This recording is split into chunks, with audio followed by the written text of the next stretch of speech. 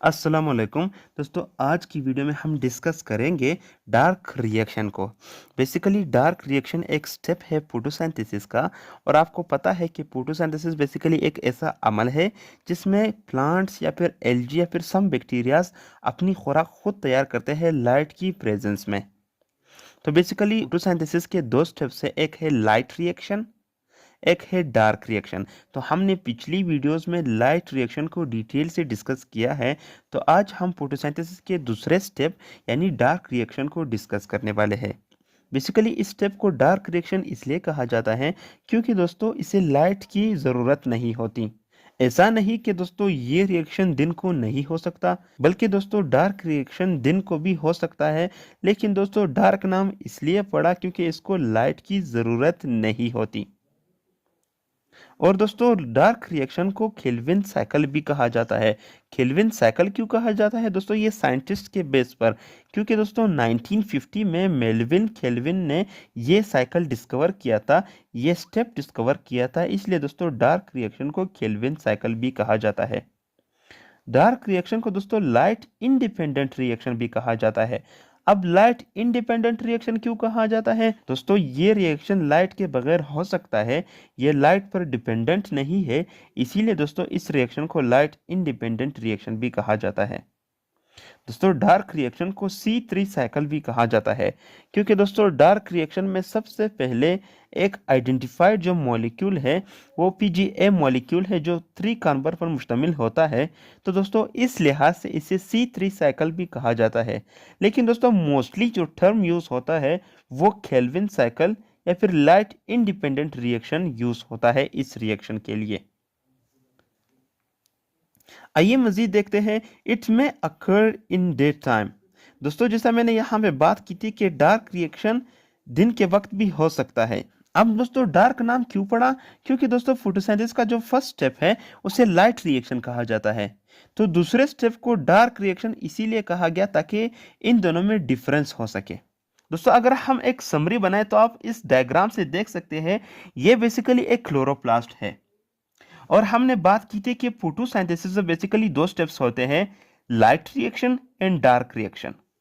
अब light reaction में क्या होता है दोस्तों, लाइट की प्रेजेंस में वाटर को तोड़कर ATP और NADPH की फॉर्मेशन होती है और साथ ही साथ ऑक्सीजन को इन्वायरमेंट में रिलीज किया जाता है जिसे हम ब्रीथ करते हैं। तो ये बेसिकली लाइट रिएक्शन है।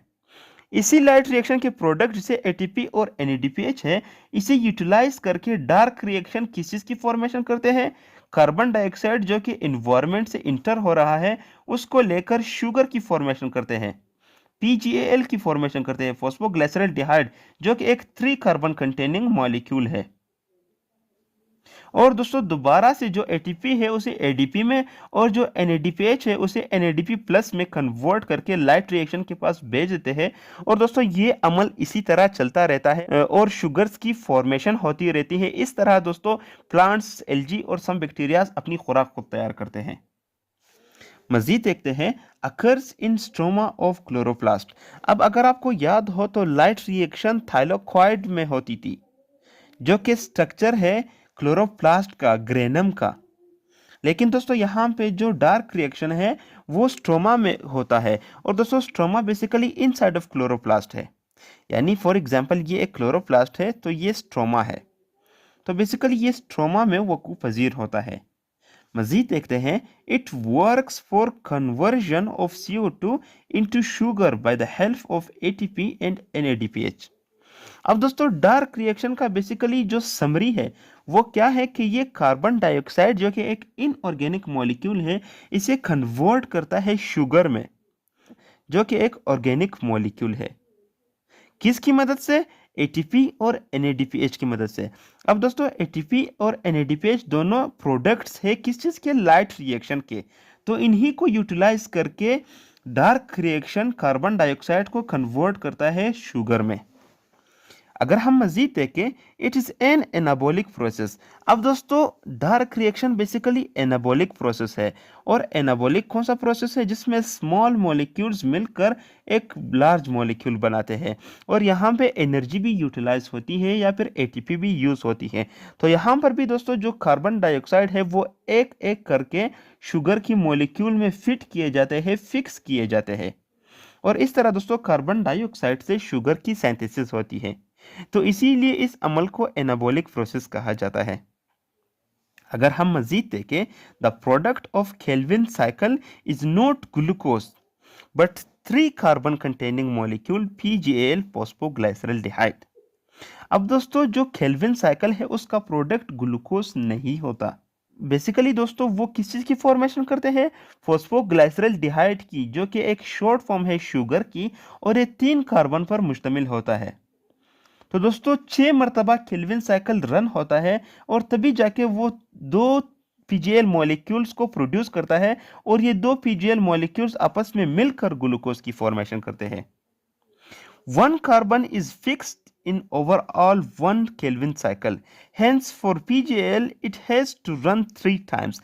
अब दोस्तों एक कार्बन ओवरऑल केल्विन साइकिल में फिक्स होता है, यानी एक 3 कार्बन कंटेनिंग PGL मॉलिक्यूल के लिए केल्विन साइकिल को 3 मरतबा रन होना होगा। तो इसी तरह दोस्तों जैसे कि ग्लूकोज में 6 कार्बन्स है, तो ग्लूकोज के लिए हमें जरूरत होगी 2 मॉलिक्यूल ऑफ PGL की। तो 2 मॉलिक्यूल ऑफ PGL में कितने कार्बन्स होंगे? 6 कार्बन्स। तो इस लिहाज से केल्विन साइकिल को 6 मरतबा रन होना होगा, तभी जाके वो एक ग्लूकोज मॉलिक्यूल की फॉर्मेशन करेगा। दोस्तों अगर हम मजीद देखें तो जो डार्क रिएक्शन है उसके 3 फेजेस है। It has 3 phases: carbon fixation, reduction and regeneration. जो सबसे पहला फेज है वो है carbon fixation.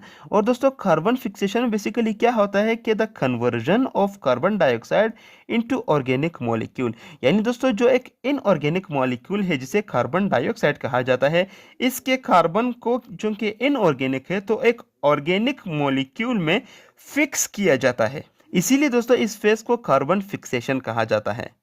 It is also the first phase of Calvin cycle. यही कार्बन फिक्सेशन केल्विन साइकिल की पहला फेज होता है।